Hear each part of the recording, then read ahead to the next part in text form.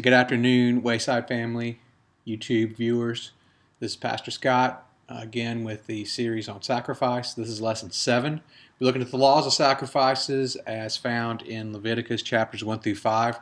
We have 5 types of offerings detailed in each of these chapters, one in each chapter. And we're going to take a quick overview of these. We're going to see 5 things about each offering. In each of these, there is a job that the offerer had to do, the one bringing the offering. The priest had to do a job.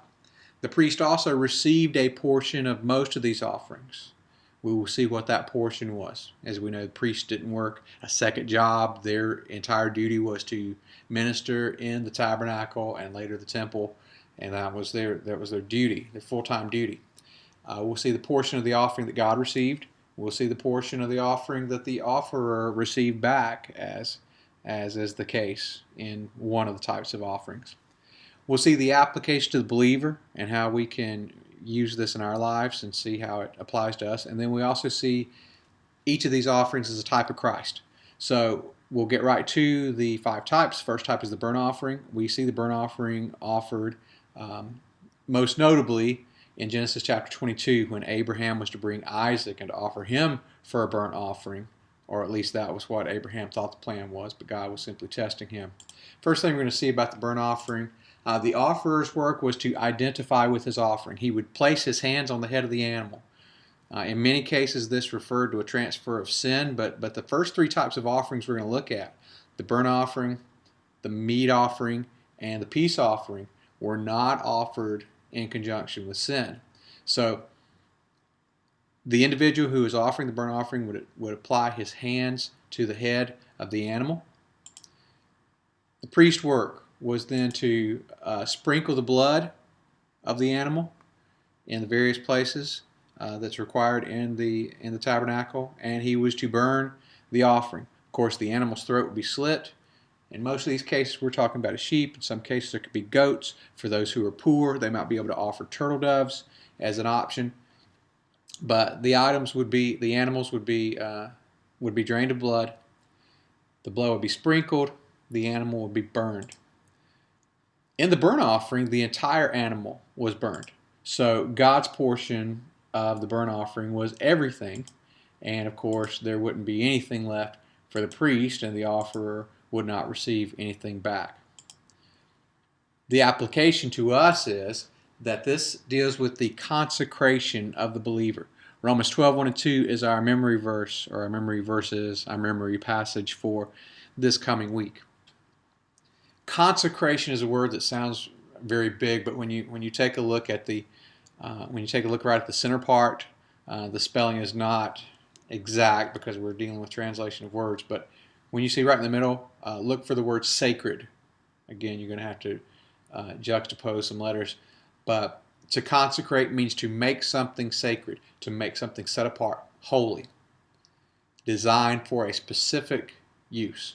The believer, whenever he offers himself as a living sacrifice, as Romans 12:1 says, he is offering himself for a specific use, a reserved use, where he's not going to accomplish other things. He's not going to fulfill the things that Satan has for him. He's not going to fulfill the things the world has for him. He's not even going to use himself for his own purposes and for his own selfish desires, but he has dedicated himself for God's use alone. We see Christ in the burnt offering, knowing that he offered the whole of himself on the cross. As you know, in the Lord's Supper, he said, "This is my body, which is broken for you," as he took the bread and broke it. "This is the cup of the New Testament of my blood." He offered his entire body. He offered his entire blood. He was not burnt, but the whole of him was offered the same way that the burnt offering was given, and the entire thing was given to God. Second thing we're going to look at is the meal offering. Leviticus 2 uses the word meat, and that can be somewhat deceiving because this is the sacrifice that doesn't actually require meat as we think of it, but meal is a word, or grain offering you will see used sometimes in the Old Testament. This is simply an offering that does not require blood. However, the meal offering was always offered in conjunction with a blood offering. As you look throughout the instance of the Old Testament, several lessons ago, we found 4 spots where the meal offering was used in the Old Testament, yet it was offered in conjunction with the blood offering. But the meal offering is grains. It is the specific fruit of the ground that the offerer has put together for the use of this meal offering or meat offering. So his job was to prepare the 3 elements. 3 things would go into the meal offering: flour, oil, and frankincense. We're familiar with flour and oil. You understand that those are generally used to make some type of cake or some type of bread. The frankincense, if you that word might throw you a little bit, but just look at the last part: incense. It is a spice. It is something that is used to flavor and to offer a particular scent. As this is known as these 3 types of offerings: the burnt offering, meal offering, and peace offering, collectively are known as sweet savor offerings, free will offerings, voluntary offerings. When they're burned, they offer a sweet savor to God. He smells them. It shouldn't come as a shock to us that God smells things, but because He created man in His image. So where He can smell, He can see, He can feel, He can touch, all those things we can do as well.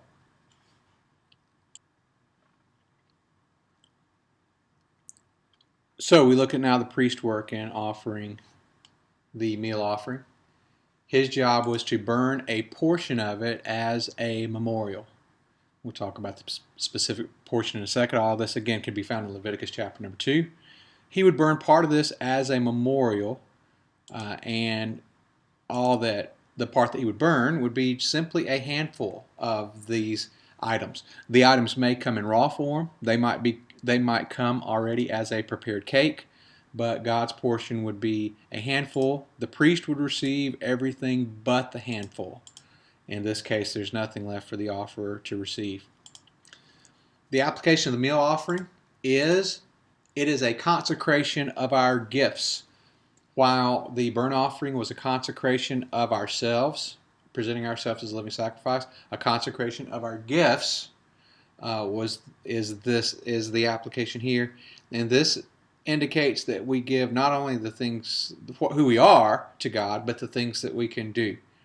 It's a consecration to make sacred our gifts, to indicate we're not going to use our gifts for our own purposes or for the world's purposes. We're dedicating them to God. Christ is typified in His human perfection. He is tested by suffering. All right, we're going to go ahead and move on to the next one, the peace offering. Peace offering is found in Leviticus chapter number 3. The offerer's work in the peace offering, again, this is in the sense of this is using an animal again. The offerer's job was to lay his hands on the animal, and he was actually to kill the animal, where the priest would kill the burnt offering. The offerer had to kill the animal himself. Priest work here was simply to sprinkle the blood. What God was to receive out of this? God received just the fat. Generally speaking, when you read through Leviticus 3, it is a description of the fat that surrounds the internal organs. That's the portion that God wanted burned to Him. The priest portion, he would receive the breast and the right shoulder of the animal. And this is the one type of offering where the offerer does receive a piece of, or in this case actually most of the peace offering he receives back. So the animal would be gutted somewhat, and the fat around the internal organs would be burnt for a sweet savor offering, a sweet smelling savor before God. The priest would receive the meat from the breast and the right shoulder. Again, that's what he and his family would eat. And the remainder would go back to the offerer.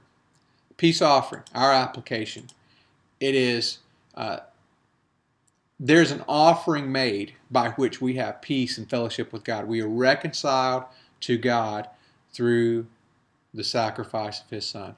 We are brought back to Him. Of course, that sort of gives what the type of Christ is here. Christ, our peace. Therefore, being justified by faith, we have peace with God our Father through our Lord Jesus Christ. He is our peace. He made peace through the blood of his cross. Christ is typified this way. That's the first three types of offering. These are all sweet savor. These are voluntary offerings. We will look at the last three types of offerings, the last two types of offerings, and get an application for those next week. There's one thing I want to mention in closing. If you were doing the math on this and figuring, okay, these animals can't be cheap, whether or not you were well-to-do or not, these sacrifices would cost you something. This would create quite a financial burden over time. And you're right. You're right, because serving God does cost something. I know in our typical United States of America, Christendom, there's not very much that we're required to sacrifice. But true Christianity will cost. All that live godly in Christ Jesus shall suffer persecution. Marvel not, my brethren, if the world hates you. There is a cost involved. And next week we will look a little more into that, and we'll see the two types of sin offerings that would be offered. Thank you for watching. Back with you next week.